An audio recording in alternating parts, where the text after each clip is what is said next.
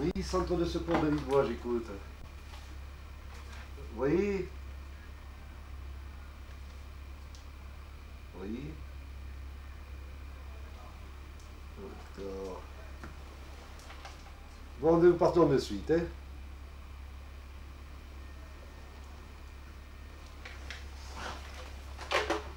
À tous les sélectifs Villebois, départ pour feu de Sido, Cop de Charmant. Départ pour feu de Sido, Cop de Charmant.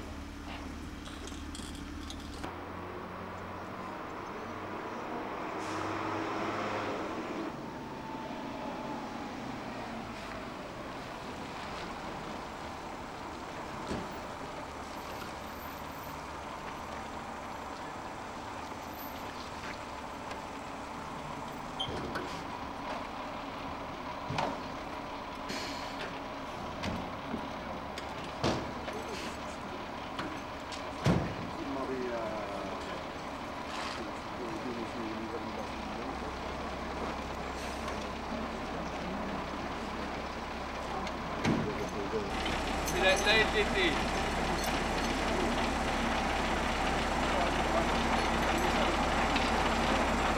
Et alors, une LTT au 3e étage. Alors tu passes par l'échelle. Tu fais l'établissement. Et c'est plus faire.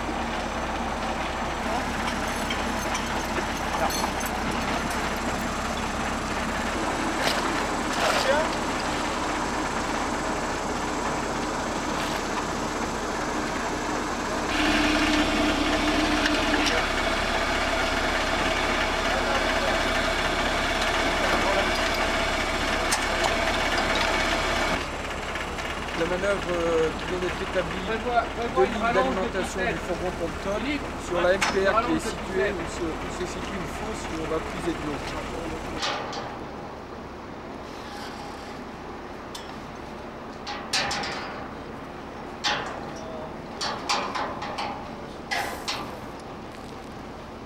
Pour l'exercice, on a une simulation de feu au 3e étage. Les sapeurs-pompiers qui actuellement sont en train de monter sont en train d'établir une LDT, une petite lance au 3e étage. Donc vous voyez en premier un porteur d'ARI et un servant qui lui hisse la LDT qui est la petite lance qui l'amène.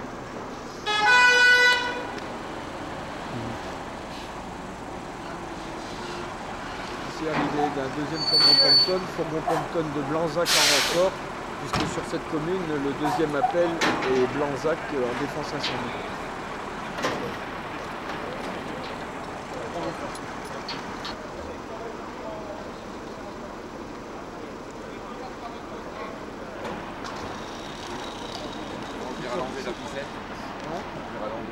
On peut voir que nous avons deux risques différents. D'abord ici des liquides inflammables et ensuite du gaz. Donc la deuxième manœuvre du fourgon et du fourgon Blanzac va être d'établir en protection des petites lances en cas de surchauffe de ces deux établissements. Donc protection, vous voyez, l'établissement en train de se réaliser.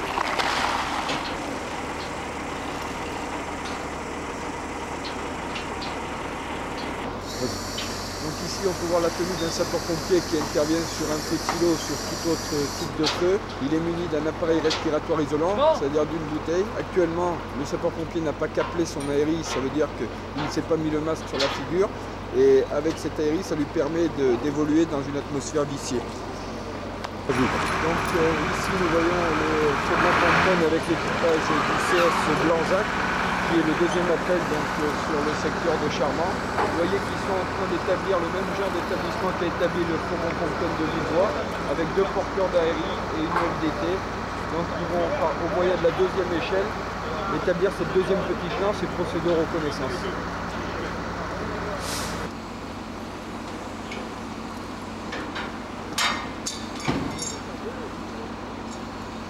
Donc ici on voit l'équipe constituée d'un binôme. Chez les sapeurs-pompiers on n'intervient jamais seul. Les sapeurs-pompiers de Blanzac, un porteur d'ARI est engagé, il sera le chef. Et le deuxième sapeur-pompier assure la sécurité du premier. Dans toutes les interventions en atmosphère viciée, on doit intervenir sous cette formule.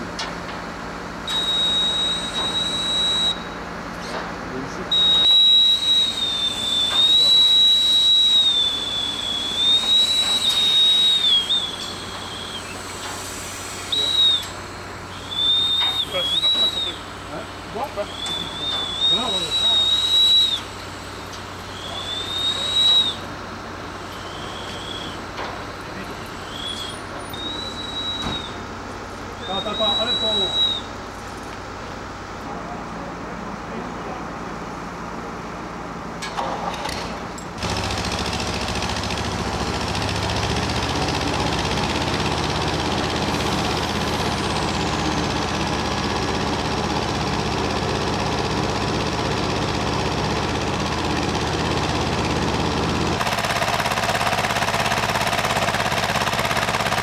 Didier, tu te colles contre l'échelle.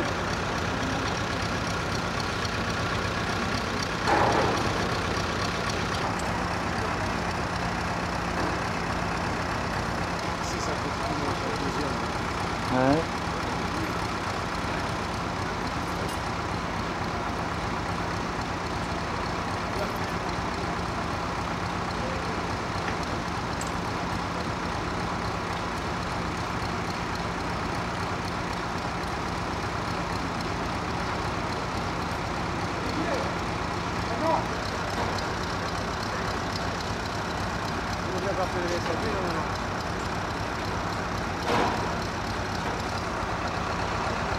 Alors donc là nous pouvons voir progresser des porteurs d'aérie. L'autonomie des bouteilles est fonction de chaque individu. Quand on produit un effort comme celui-là à monter le long des échelles, qui est très important, il faut absolument garder son calme, essayer de respirer des grands coups et avoir une respiration qui est lente. Et on peut voir que suivant les individus, l'autonomie peut être de 10 à 20 minutes. D'où l'intérêt de mettre des hommes qui sont habitués à porter ce type d'appareil dans ce type de sauvetage. J'ai remarqué tout à l'heure qu'ils avaient à la ceinture un genre de trompe. Quelle est l'utilisation? Alors les trompes, l'utilisation chez les sapeurs-pompiers, nous avons des codes et suivant le nombre de coups que le porteur donne, ça indique si sa progression est facile, s'il est en difficulté, et donc tout un signe qui nous permet de savoir les messages codés. Voilà, si notre porteur est en sécurité ou pas. Voilà.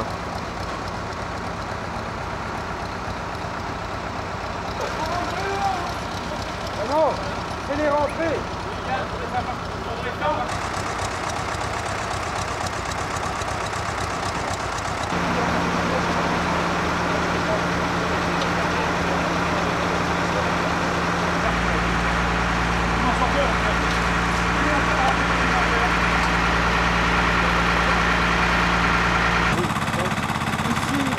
Secteur qui est responsable de la logistique des appareils respirateurs isolants de l'air.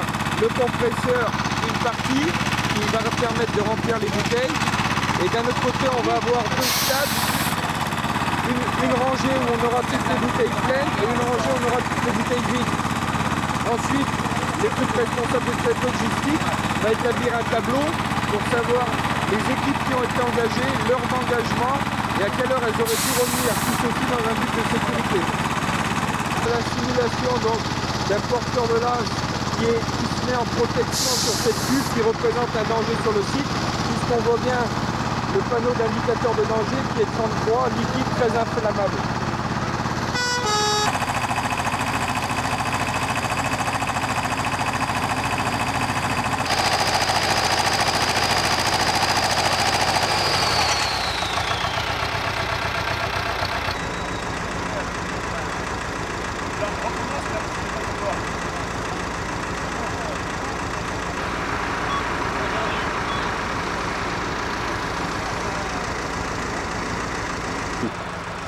Donc ici, le chantier est organisé par un chef de secteur qui est le lieutenant Julien, qui est responsable du secteur incendie. Il a ses moyens de portatif, un qui lui permet de converser avec ses hommes sur le terrain et l'autre qui lui permet de converser avec le COS, qui est le commandant des opérations de secours de tout le site.